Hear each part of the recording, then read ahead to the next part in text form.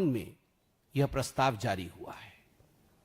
आप सभी जानते हैं कि पिछले कुछ महीनों में वंदे मातरम को लेकर कुछ ऐतिहासिक निर्णय हुए।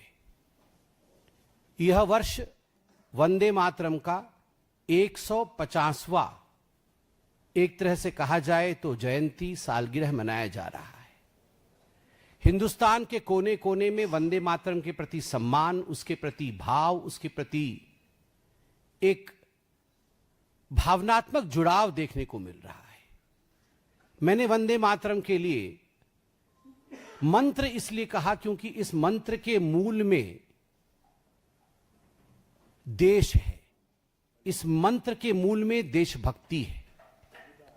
पहली बार भारत के इतिहास में मैं धन्यवाद देना चाहूंगा एनडीए की सरकार को, मैं धन्यवाद देना चाहूंगा माननीय नरेंद्र मोदी जी को जो एनडीए की सरकार का अगुवाई कर रहे हैं। पहली बार भारत के इतिहास में 15 अगस्त 2026 को संपूर्ण वंदे मातरम का 6 स्टैंजास जिसमें हैं, 6 पद जिसमें हैं, संपूर्ण वंदे मातरम का पठन, उसका गायन लाल किले के परिसर में हुआ। यह एक नया इतिहास बना। सूर्योदय के साथ हमने संपूर्ण वंदे मातरम को सुना, सराहा, नमन किया, तो सूर्य अस्त होते होते 15 अगस्त 2026 को सोशल मीडिया और मीडिया के माध्यम से कांग्रेस के कार्यालय में जो कुकृत्य हुआ उसको भी हमने देखा। हमने देखा कि किस प्रकार से जब कांग्रेस की पूर्व अध्यक्षा आदरणीय सोनिया गांधी जी, कांग्रेस के पूर्व अध्यक्ष आदरणीय श्री राहुल गांधी जी, उनकी मौजूदगी में जब तिरंगा लहराया जा रहा था, फहराया जा रहा था, उस समय जब वंदे मातरम शुरू हुआ, आरंभ हुआ, तो सोनिया जी ने इशारों में 2 छंदों के बाद, 2 पदों के बाद, 2 स्टैंजास के बाद स्टॉप स्टॉप कहते हुए उन्हें देखा गया। कहीं ना कहीं उनके शीर्ष नेतृत्व में, खास करके सोनिया जी और राहुल जी में अफरा तफरी का माहौल था, मानो कुछ अपशब्दों का प्रयोग हो रहा हो।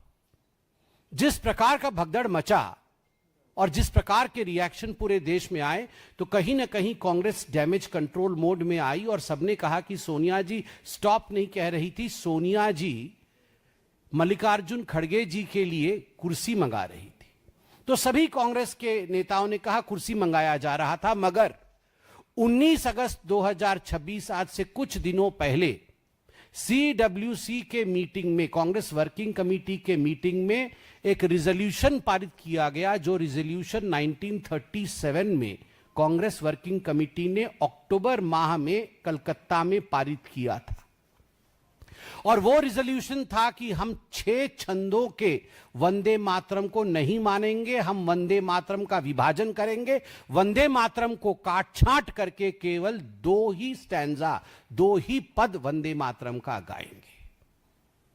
हम सब जानते हैं 1937 में यह निर्णय क्यों लिया गया था। वंदे मातरम 1875 नवंबर 7 तारीख को लिखा गया था ऋषि बंकिम जी द्वारा, और वह दिन था अक्षय तृतीया का दिन। अक्षय तृतीया मतलब जो क्षय नहीं हो। यह एक ऐसा बीज मंत्र है देशभक्ति के लिए, राष्ट्रभक्ति के लिए, जिसके लिए करोड़ों लोगों ने बिना सोचे, बिना जाने, केवल वंदे मातरम बोलते हुए उन्होंने अपने जीवन को न्योछावर किया है भारत मां के ऊपर। 7 नवंबर 1875 जब उसका 100 साल की पूर्ति होती है, 1975 में देश में आपातकाल की परिस्थिति रहती है। उस समय इमरजेंसी चल रहा होता है कांग्रेस के नेतृत्व वाली सरकार में। हम 100 साल मना नहीं पा रहे। 150वां साल मनाया जाता है, सदन के अंदर चर्चा की जाती है।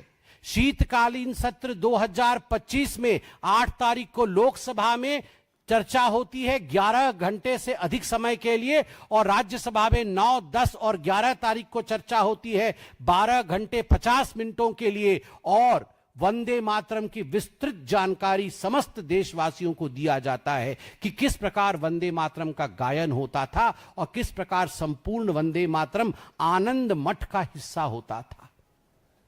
और किस प्रकार अंग्रेजों के शासनकाल में अंग्रेजों ने 1906 में, क्योंकि वंदे मातरम लिखा गया था ऋषि बंकिम जी द्वारा, क्यों?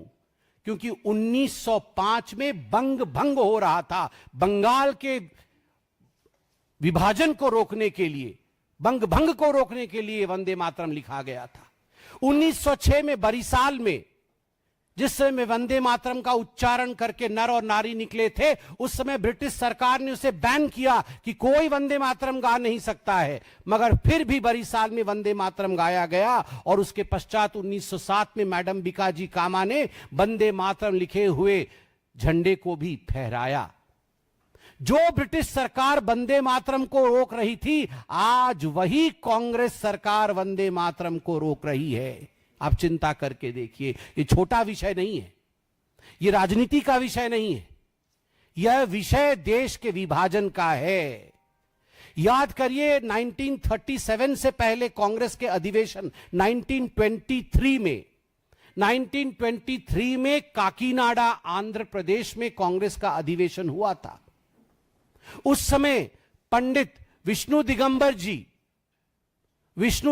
जी गाने वाले थे वंदे मातरम, संपूर्ण वंदे मातरम, मगर कांग्रेस के अध्यक्ष मौलाना मोहम्मद अली वो वॉकआउट करते हैं कि मैं नहीं गाने दूंगा संपूर्ण वंदे मातरम। और 1923 के उस प्रकरण के बाद 1937 में पहली बार नेहरू जी के कहने पर वंदे मातरम को विभाजित किया जाता है, उसे तोड़ दिया जाता है, केवल एक हिस्सा ही गाया जाता है। परिणाम क्या हुआ?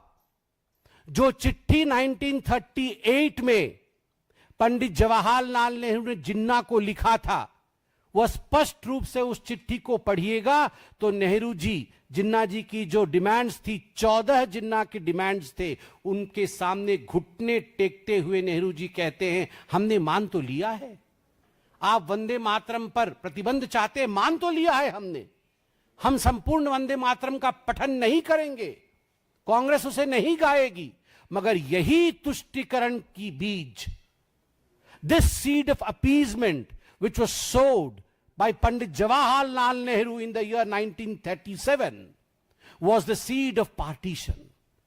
यह विभाजन का बीज बनता है।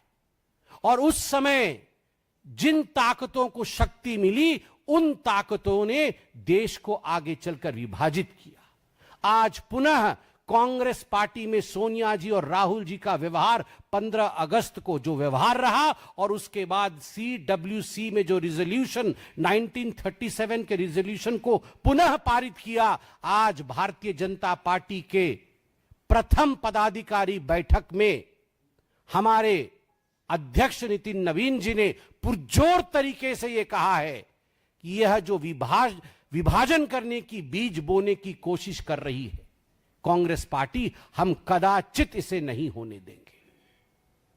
मुझे बड़े दुख के साथ कहना पड़ रहा है कि कांग्रेस पार्टी ने शायद पढ़ा नहीं है कि महात्मा गांधी जी ने क्या कहा था वंदे मातरम के लिए। मैं पढ़ना चाहूंगा महात्मा गांधी जी ने क्या कहा था वंदे मातरम के लिए। Mahatma Gandhi on Vande Mataram, no matter what its source was and how and when it was composed, it has become a most powerful battle cry among Hindus and Muslims of Bengal during the partition days. It was anti-imperialistic cry. As a lad, when I knew nothing of Ananda Matha or even Bankim, its immortal author, Vande Mataram had gripped me. And when I heard it, sung it, it had enthralled me. I associated the purest national spirit with it. I repeat, I associated the purest national spirit with it. It never occurred to me that it was a Hindu song or meant only for Hindus. Unfortunately, we have fallen on evil days.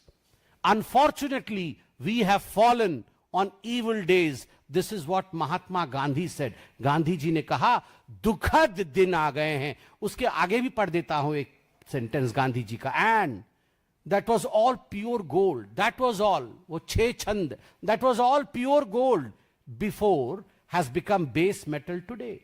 जो पहले pure gold था अब वो base metal बन गया है। यह गांधी जी का मानना था। और आज कांग्रेस पार्टी ने जानबूझकर तुष्टीकरण की राजनीति को बढ़ाया है। यह कोई राजनीतिक विषय नहीं है, हम भी इसमें पीछे नहीं हटने वाले हैं। टू नेशन थ्योरी को 1937 के कांग्रेस रिजोल्यूशन ने बोया था, वहां आरंभ हुआ था।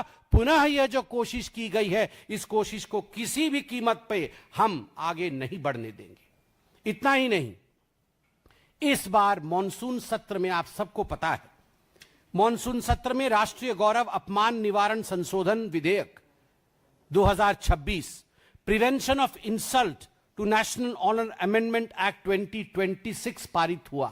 क्यों पारित हुआ?